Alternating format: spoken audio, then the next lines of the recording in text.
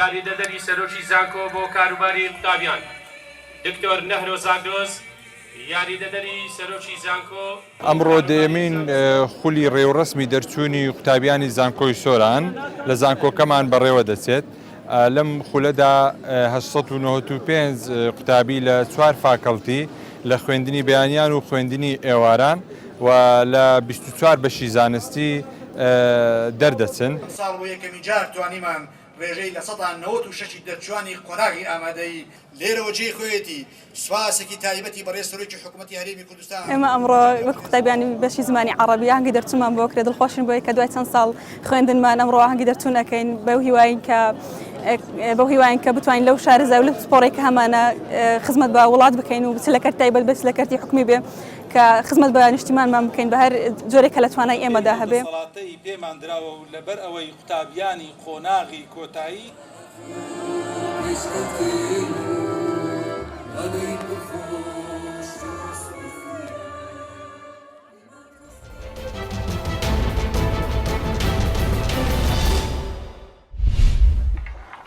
بالبناء كعبة جسنن بالمتاجر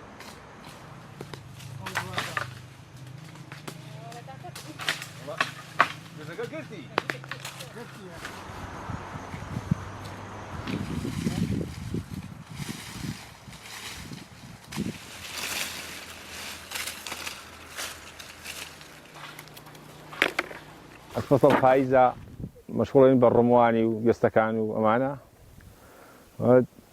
بس أجيب جوس سخطة هسي نزمة هسي برزة وأنا واشم أخوي جزاجي هو شويان بي محكم خويان بوسنو متمن من الجزاك نبردكيا تاكويت أم بنيامة وجزا بشكيت أشم متمن بلي يوم وانا أشم أخوي جزا هو شويان بي سخطة واقعا جزا كيت هسي جزا بيرس نشن بقيا خاصة دا برداكويت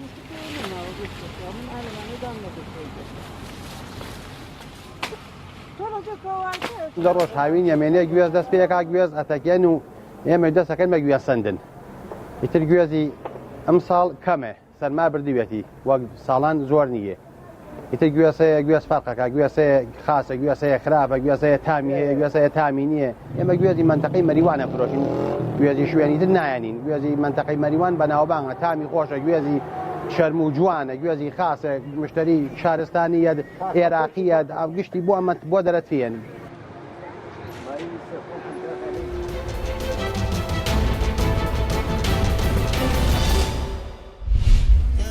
Wonderful life, no need to run and hide. It's a wonderful, wonderful life, no need to laugh and cry. It's a wonderful, wonderful life. It's a wonderful, wonderful. It's my first time that I visited the Festival of Lights. I think it's very great because I think many people from all over the world are here celebrating the freedom, and I think it's very beautiful.